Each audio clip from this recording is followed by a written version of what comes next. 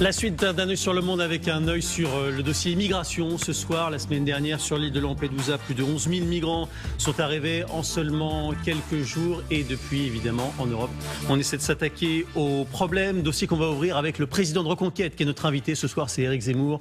Bonsoir.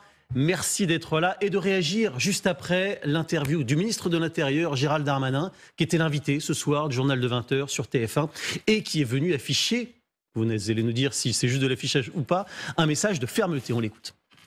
Alors la France n'accueillera pas de migrants qui viennent de Lampedusa. La France veut une position de fermeté. Il y a une immigration irrégulière en Europe, en France et en Italie qu'il faut combattre. Et ce n'est pas en accueillant plus de personnes qu'on va tarir un flux qui évidemment touche nos capacités d'intégration. En revanche, nous avons dit à nos amis italiens que nous étions prêts à les aider pour reconduire des personnes dans les pays avec lesquels nous avons de bonnes relations diplomatiques. Éric Zemmour, la fermeté et puis la solidarité, il persiste et signe en quelque sorte le ministre de l'Intérieur. On vous voyait réagir, vous n'avez rien laissé filtrer et pour autant ? Écoutez, j'ai écouté soigneusement le ministre de l'Intérieur et je considère que son discours est tout d'affichage. Et je vais essayer de vous expliquer pourquoi. Il dit d'abord, et vous n'avez pas passé cet extrait, mais il dit « la solution n'est qu'européenne ». Il dit ça et après il dit « nous aiderons les Italiens », vous voyez, etc., etc. Alors, je voudrais dire que je pense que tous ceux qui disent, et comme le ministre et le président de la République et nombreux autres, que la solution n'est qu'européenne, sont des menteurs. Mais tous ceux qui disent que la solution n'est que nationale sont dépassés. Je vous explique en 2 mots. La question est évidemment européenne, parce que notre destin est européen, parce que, si vous voulez, la question qui se pose pour le XXIe siècle, c'est est-ce que Rome sera encore Rome ? Est-ce que Berlin va devenir une ville turque ? Est-ce qu'à Bruxelles, on pourra manger encore des frites et des moules, et pas seulement des kebabs ? C'est ça, une question civilisationnelle, vous comprenez ? Oui. Ce n'est pas seulement la question de l'Union européenne, des rapports de force, etc. Non, c'est la question de la civilisation européenne. Et en ce sens-là, la question est européenne. Mais la question de la solidarité européenne, c'est pas combien on va en prendre, quelle part on va prendre, comme l'avait dit le collègue de M. Darmanin, Mme Colonna, la ministre des Affaires étrangères. Non, c'est comment on les renvoie. Il va moins loin que ses collègues du gouvernement. Est-ce que ce discours-là, de sa part, par rapport à Catherine Colonna notamment, ça vous satisfait ? Il faudrait qu'ils se mettent d'accord. Ils sont dans le même gouvernement, a priori. Donc il y a une ministre qui dit... Bon, non, pas forcément, vous savez. Je vais y venir. Donc, je vous disais donc, la question est européenne sur le plan de la civilisation européenne. Et il y a des moyens. D'ailleurs, je vois que M. Darmanin commence à en prendre. C'est-à-dire qu'il propose l'aide de la France. On pourrait proposer l'aide de la marine française. Parce que vous savez, aujourd'hui, avec les moyens technologiques, on peut voir sur écran le moindre mouvement de barque. Donc, on pourrait éviter qu'ils arrivent à Lampedusa. On pourrait les arrêter avant. Et ça, la marine française peut aider. On peut donner de l'argent. Comme l'Allemagne l'a fait avec la Turquie. Est-ce qu'on peut revenir dans quelques instants, Éric Zemmour, sur les solutions ? Parce que beaucoup de choses ont été égrenées. Est-ce que, juste sur la question civilisationnelle, moi, je voudrais d'abord commencer par comprendre ce que vous craignez réellement dans le fond, j'insiste. Il dit, Gérald Darmanin, que l'Hexagone accueillera bien ceux qui doivent l'être, les persécutés. D'accord ? Vous dites, pas un seul migrant ne viendra. Aucune émotion exprimée, et c'est assumé pour ceux qui sont dans ces situations. Et vous parlez même d'envahisseurs ces derniers jours. Que craignez-vous, encore une fois, quand pour la France, on estime que potentiellement ce sont 250 personnes qui pourraient passer la frontière ? Chère madame, j'entends ce discours depuis 40 ans. Oui. Et vous avez vu l'état de nos villes ? Vous avez vu l'état de nos banlieues ? Vous avez vu le changement de population en 40 ans ? Mais depuis 40 ans, j'entends toujours, mais ils ne sont que 200, mais ils ne sont que 50, mais ils ne sont que 250. Et au bout, ils sont des millions. C'est ça l'histoire. Par ailleurs, je reprends ce qu'a dit M. Darmanin. Il a dit, apparemment avec une grande fermeté, ceux qui sont persécutés, on pourra les accueillir parce que c'est la tradition de la France. Et puis ceux qui sont là pour travailler, pour l'économie, etc., eh bien là, on ne les accueillera pas. C'est ça qu'il a dit. Alors moi, je vais vous dire. D'abord, ceux qui sont persécutés. Vous savez qu'aujourd'hui, et d'ailleurs M. Darmanin l'a dit au détour d'une phrase, si vous vous déclarez homosexuel d'un pays musulman, vous êtes considéré comme persécuté. Si vous considérez que vous êtes une femme battue dans un pays musulman, vous êtes considéré comme persécuté. C'est pas les combattants de la liberté, c'est pas Victor Hugo au 19e siècle ou Solzhenitsyn Ça peut être au vrai 20e. quand même, ça existe. Bien sûr que ça existe, mais alors on va accueillir tous les gens qui croient, ou qui considèrent ou qui mentent, qui disent qu'ils sont homosexuels? Mais où vous allez comme ça? C'est ce qu'on fait aujourd'hui depuis des années. Moi, j'appelle pas ça des persécutions politiques. Et maintenant, je vais vous dire les illégaux, pardonnez-moi. Vous appelez ça comment? De la démagogie de la part du gouvernement, par exemple? Pas du tout, j'appelle ça de la faiblesse. Oui, mais... J'appelle ça de la faiblesse criminelle. Et je continue sur les illégaux. Monsieur Darmanin... Quand vous dites, vous, Éric Zemmour, oui. Pardonnez-moi, quand vous dites, vous, ces derniers jours, si j'étais au pouvoir, pas un seul migrant n'arriverait avec moi. Mais est-ce que, pardon, certains vont se dire en vous regardant, mais c'est de la démagogie, comment est-ce seulement possible? Il y a un monde entre ce que dit Gérald Darmanin et vos affirmations. Bien sûr, madame, vous avez tout à fait raison de me poser cette question. Et si vous le voulez, je vais répondre. Ça, c'est la partie française. Je vous ai dit, l'enjeu est européen, c'est la civilisation européenne, mais je vous ai dit aussi qu'il y a une question nationale. D'autant plus que malgré les rodomontades de M. Darmanin, la France est le boulet de l'Europe. Pourquoi c'est le boulet de l'Europe? Parce que les gens là qui viennent à Lampedusa, ils vont pas rester en Italie. Parce qu'en Italie, il n'y a pas le droit du sol. Parce qu'en Italie, il n'y a pas d'allocation sociale aux étrangers. Ils vont partir. Moi, j'ai vu des dizaines de reportages sur les migrants de Lampedusa, les 11 000, parce que vous dites 250. Ils sont 11 000. Et que des hommes, pour la plupart. Vous disiez 250 pour la France. J'ai compris. Mais je vous dis 11 000. Donc, ce n'est pas 250 qui vont venir en France. C'est des milliers. Pourquoi ce sont des milliers? Parce que la France est le pays qui donne le plus en allocation sociale. Ils le disent eux-mêmes dans les reportages, chère madame. Vous l'avez vu. Pourquoi vous venez en France? Ah ben en France, on nous soigne gratuitement. Ah ben en France, on nous aide à trouver un logement. Ah ben en France, on travaille facilement au noir, etc., etc. Alors quand vous me dites les solutions, non mais je vais répondre. Ouais. Les solutions, eh ben c'est simple. C'est supprimer toutes ces allocations. Vous savez, à Reconquête, on a instauré un bouclier migratoire. Le bouclier migratoire, ce sont des mesures. Je vais vous les égrener très vite. Premièrement, suppression du droit du sol. Suppression du regroupement familial. Suppression des venues d'étudiants, à part quelques exceptions brillantes. Je dis bien brillantes. Suppression également du droit d'asile, à part les vrais combattants de la liberté. Alors, attendez, j'égrène, j'en ai pour 2 minutes, je vous assure. C'est trop, 2 minutes. Une minute. Une caution, j'exigerai une caution de 10 000 € pour toutes les demandes de visa des pays qui envoient des migrants. Par ailleurs, je supprime, comme je vous l'ai dit, toutes les allocations sociales aux étrangers. RSA, AME, aide au logement, minimum vieillesse, etc. Par ailleurs, j'expulse. J'ai vu que M. Darmanin avait repris ma proposition, j'en suis ravi. J'expulse les délinquants étrangers, j'expulse les criminels en fin de peine, j'expulse les chômeurs de plus de 6 mois, et j'expulse évidemment tous les clandestins, et je rétablis surtout ce que n'a pas annoncé M. Darmanin, et donc c'est un coup d'épée dans l'eau quand il dit qu'il va renvoyer les clandestins. Mais vous savez qu'il n'y a plus de délit de clandestin. C'est-à-dire que la police ne peut pas arrêter. Là, c'est le moment où on est aussi dans notre rôle. Vous avez sans doute entendu Marine Le Pen également, qui était sur TF1 hier, et qui, elle, est pour un moratoire sur l'immigration, en attendant de mettre en application de nouvelles mesures. Est-ce qu'elle a raison de le faire ou pas? Écoutez, un moratoire, ça veut dire que c'est provisoire. Oui, en attendant, oui. Moi, je veux pas que ça soit provisoire, je veux que ça soit définitif. Mais pour gérer l'urgence tout de suite, quoi. Mais je gère l'urgence. Tout ce que je vous ai proposé, c'est gérer l'urgence. Évidemment, il n'y a pas besoin de moratoire. Moratoire, ça veut dire que dans 6 mois, on va arrêter, on va reprendre. Mais moi, je ne veux pas reprendre. Vous savez, les enjeux sont colossaux. Vous m'avez posé la question tout à l'heure, qu'est-ce que vous craignez? Oui. Vous avez tout à fait raison de poser cette question. Je pense que les Français ont déjà vu leur pays changer de façon considérable et pas en bien. C'est-à-dire qu'à force d'importer le tiers-monde, on a le tiers-monde. Mais je vais vous donner les enjeux. L'Afrique avait, en 1900, 100 millions d'habitants. L'Europe avait à l'époque entre 300 et 400 millions. L'Afrique a aujourd'hui 1,5 milliard d'habitants, dont la moitié sont des jeunes de moins de 25 ans. Ils seront 2 milliards, voire 2,5 milliards dans 20 ans. Ce que je crains, c'est tout simplement, madame, ce qui est en train de se passer. C'est-à-dire qu'un continent est en train de se déverser dans un autre. Et c'est pour ça que je vous disais, on peut se poser la question de savoir si Rome restera Rome. Nicolas Sarkozy disait sur l'antenne de TF1 toujours que la crise migratoire ne faisait que commencer. Elle n'avait pas encore commencé. Même pas encore commencé. Je vais vous dire, je suis à moitié d'accord avec cette expression. Mais je ne l'aime pas parce que je pense que la crise migratoire a commencé depuis 40 ans. C'est-à-dire que nous sommes envahis depuis 40 ans et que l'immigration a commencé de détruire tous nos pays depuis 40 ans. Mais évidemment, ça va s'aggraver encore. Vous le savez, le paysage politique maintenant tourne autour de Lampedusa là, ces dernières heures. On a parlé de Marine Le Pen, de Nicolas Sarkozy, on a parlé pour égrener tout le monde, mais quand même.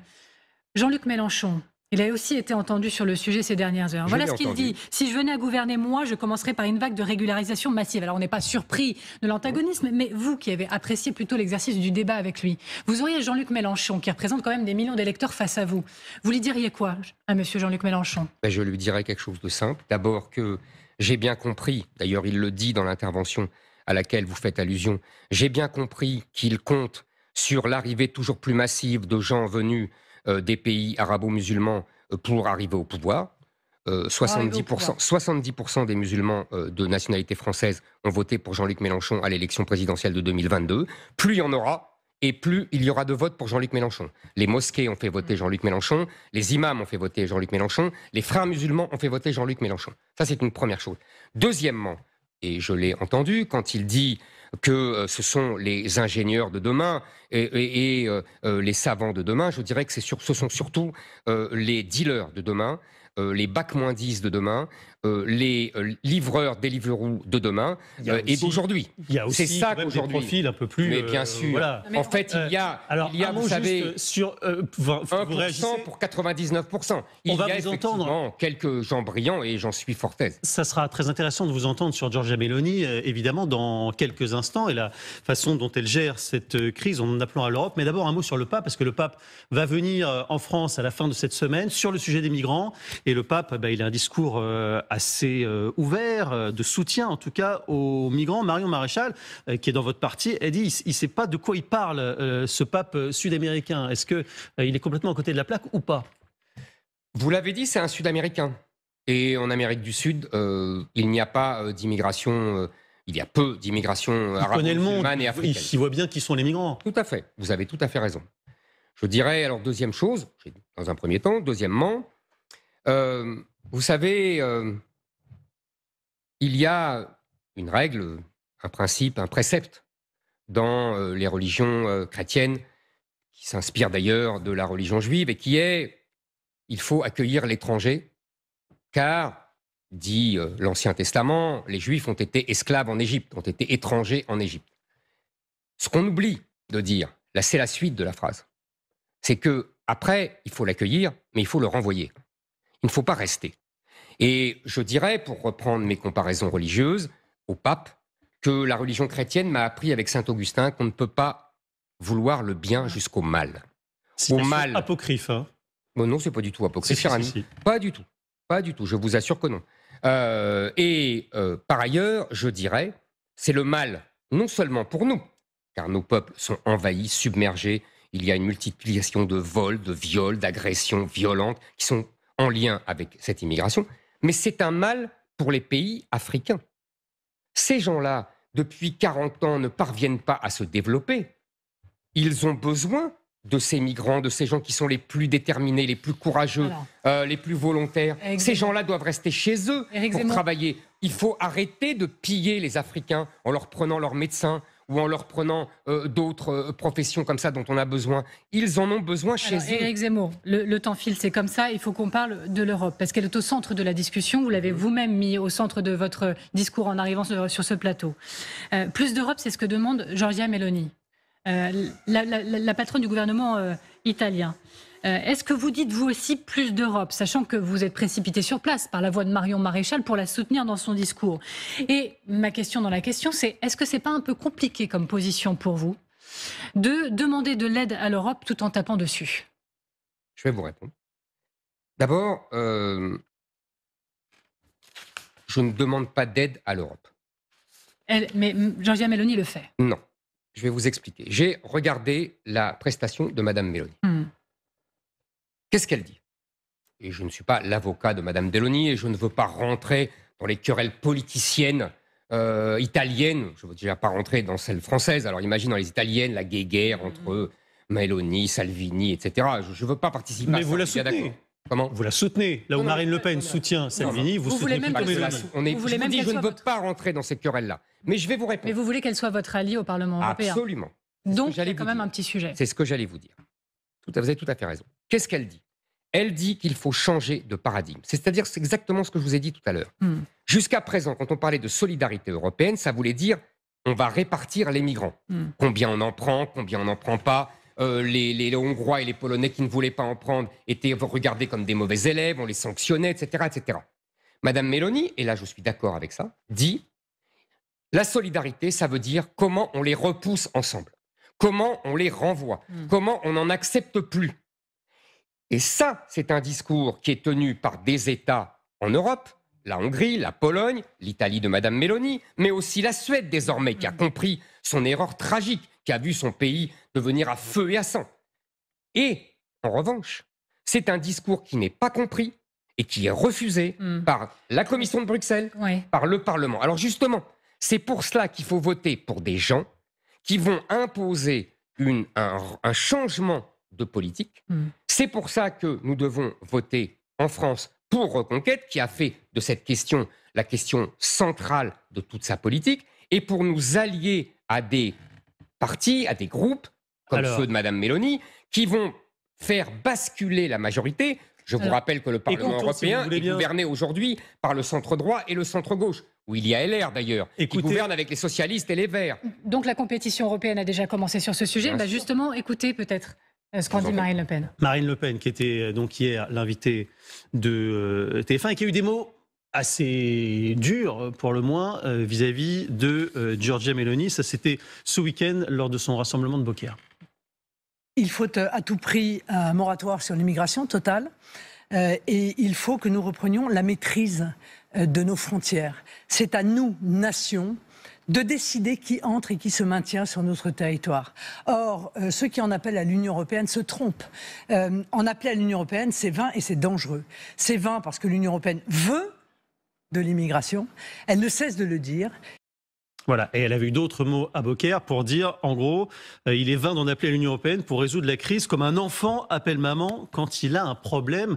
Prends ça dans les dents, Giorgia Meloni, si j'ose dire. Et par ce biais-là, est-ce que c'est pas aussi Marion Maréchal et donc vous aussi qu'elle vise? Vous savez, je ne vais pas rentrer dans cette querelle. J'ai beaucoup fait pendant la présidentielle, je ne veux pas rentrer dans cette querelle. Pour moi, c'est ridicule. Je vous ai dit que je ne rentrais pas non plus dans les querelles. C'est un peu facile, je vais vous répondre sur le fond. Ne vous querelle. inquiétez pas, je vais vous répondre. Ce sont de vrais discours politiques derrière. Mais chère madame, je vais vous répondre sur le fond. Alors, ne vous inquiétez pas. Voilà. Me voilà rassurée. Pendant longtemps, et je fus jadis journaliste politique, j'ai beaucoup suivi ces débats. Les débats sur l'Europe étaient entre eux, en gros, les fédéralistes et les souverainistes. Et on disait... est-ce que c'est les nations qui doivent décider ou est-ce que c'est l'Europe? Sauf que ça a changé aujourd'hui. Je m'explique. Depuis une dizaine d'années, des politiques qui étaient interdites en Europe par le traité de Maastricht, par les autres traités, par la Commission européenne de Bruxelles, par exemple, la politique industrielle. Pendant des années, j'ai dit, d'autres ont dit, c'est scandaleux, on ne peut plus faire de politique industrielle, on ne peut plus faire d'aide d'État, etc., etc. Mais depuis quelques années, il y a eu un changement de paradigme dont je vous parlais. Car les gouvernements français et allemands ont dit à la Commission, on en a marre de ça, on veut pouvoir aider nos industries. Laissez-moi finir. Oui. Et simplement, la Commission s'est écrasée. Parce que la France et l'Allemagne ont décidé. Et bien là, c'est pareil sur l'immigration. À partir du moment où vous changez la majorité au Parlement, où vous changez le gouvernement en France et en Allemagne, et que vous avez un gouvernement français et une majorité au Parlement européen qui disent « il ne faut plus répartir les migrants, mais il faut les repousser, il faut les renvoyer, il ne faut plus en accepter aucun », la Commission s'écrasera. Et le Parlement européen aura changé, et les gouvernements français et allemands auront décidé, comme l'exemple que je vous ai donné pour la politique industrielle. Je vais vous poser la question très très directement, vraiment très cash. Tout ce dont on est en train de parler, la situation à Lampedusa, la situation de ces migrants, est-ce que dans le cas des élections européennes, vous êtes en train de vous dire que ça fait vos affaires? Chère madame, c'est toujours une question qu'on se pose quand, vous savez, quand il y a un meurtre, par exemple, par un immigré ou un clandestin, on dit la même chose. C'est la fameuse théorie de la récupération. Mais je vais essayer de vous répondre sur le fond. La politique, qu'est-ce que c'est? C'est essayer d'avoir des analyses sur l'évolution du monde et de voir si les événements vous donne raison ou vous donne tort. Et donc là, il n'y a pas de récupération. Là, aujourd'hui, on m'a assez expliqué pendant la présidentielle que l'immigration n'était pas le sujet majeur. Eh bien, moi, je vais vous dire, depuis 3 mois, qu'est-ce qu'on a vu? On a vu les émeutes début juillet. On a vu la question des abayas début septembre. Et désormais, Lampedusa. On a le cycle complet. On envahit, on pille et on colonise. Voilà notre destin si on ne le prend pas en main et si on n'arrête pas ce cycle infernal. On peut peut-être aussi intégrer, on peut peut-être accueillir et faire en sorte que les choses se passent le mieux possible. C'est l'esprit du texte qui doit être présenté dans les semaines qui viennent, s'il arrive un jour, parce que c'est vrai que le moins qu'on puisse dire, c'est que ça prend du temps, le fameux texte de loi immigration. Si vous aviez des députés, est-ce que vous les appelleriez à voter ce texte et qui prône à la fois une fermeté, mais également l'accueil sur les métiers en tension? Cher monsieur, je crois que depuis 20 ans, il y a eu 28 ou 29 lois. Ça sera une loi de plus, soi-disant ferme mais humaine. Vous connaissez la litanie habituelle. Tout ça, c'est du baratin. On ne peut plus modifier, on ne peut plus arrêter cette situation catastrophique avec une loi.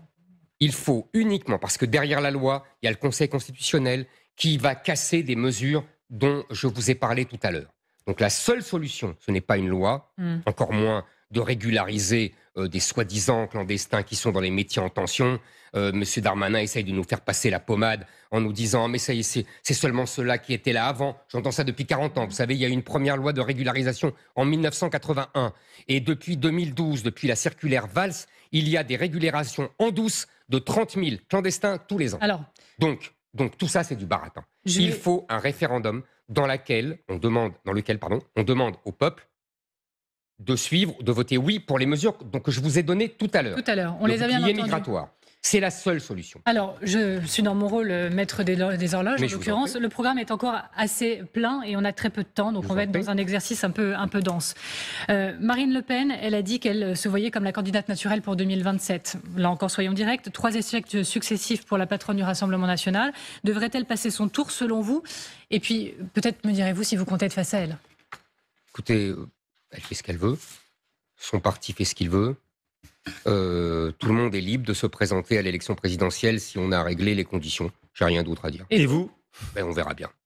Mais votre état d'esprit aujourd'hui? On verra bien, c'est dans 4 ans, cher monsieur. Est-ce que vous êtes le candidat naturel de Reconquête? Écoutez, j'ai vu avec plaisir et que Marion Maréchal l'avait dit d'ailleurs chez vos collègues de TF1. J'en étais très touché, mais on verra, dans 4 ans, on verra, vous savez. C'est loin tout ça. Moi, ce que je dis, c'est qu'aujourd'hui, le temps presse et que tous les pays d'Europe, et en particulier la France, sont en train de basculer dans un autre univers, dans un autre monde. On a vu la situation et l'évolution de la situation en Afrique avec de nombreux putschs ces derniers mois. Faut-il, de votre point de vue, rapatrier tous les soldats français qui sont actuellement en Afrique et dire tant pis, s'il y a des juntes et s'il y a des islamistes là-bas, ça sera leur affaire? C'est l'autre grande leçon de l'été. On a été chassés de partout.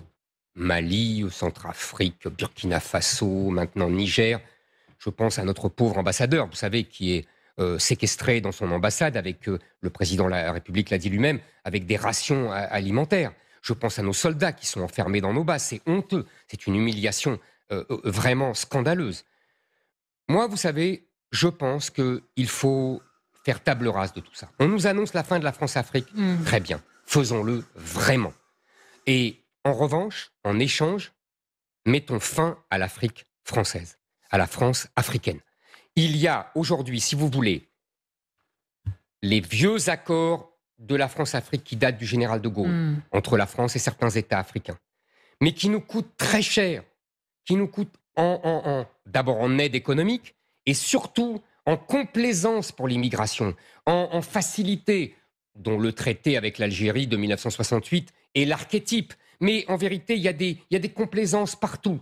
Nous devons arrêter tout cela. Les Africains veulent leur indépendance réelle. Ils veulent peut-être parler russe ou chinois. Grand bien leur face. Moi, ce que je dis, c'est que ils sont tout à fait respectables de demander leur indépendance, mais l'indépendance, c'est pour tout le monde. Avant de se quitter, il faut qu'on parle de la mesure pouvoir d'achat. On parle de pouvoir d'achat parce que ce sera aussi au cœur, et c'est peut-être même la préoccupation principale des Français. Pour les gens. On a plus de précisions sur la mesure du gouvernement quant au carburant vendu à perte. Ça durera 6 mois, dit Bruno Le Maire, au début de décembre. Le texte législatif sera étudié à l'Assemblée en octobre prochain. Qu'en pensez-vous? Et là encore cette question, si vous aviez des députés, Éric Zemmour, si vous-même vous aviez été élu, est-ce que vous auriez voté, accepté une telle mesure? Le problème, vous savez, c'est que le gouvernement est face à une inflation qui est repartie depuis quelques années.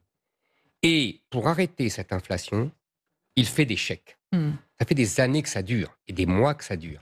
Le résultat, c'est que on n'arrive pas à réduire les déficits, on n'est pas arrivé à se désendetter quand les taux étaient bas, et que maintenant, les taux remontent et qu'on est complètement étranglé. Et donc, le gouvernement ne peut plus faire des chèques.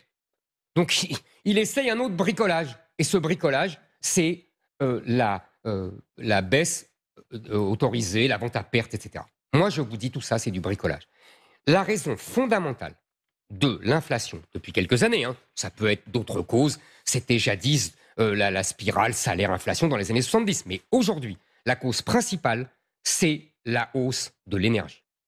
Et la hausse de l'énergie nous touche particulièrement, nous, Européens. Elle ne touche pas les Américains, elle ne touche pas d'autres continents, mais elle nous touche particulièrement, nous, Européens, parce que nous avons organisé notre marché. Vous voyez, on retrouve l'Europe, on retrouve la question européenne. Le marché européen en dépit du bon sens. C'est-à-dire que nous avons branché notre marché de l'électricité sur un marché spéculatif du gaz.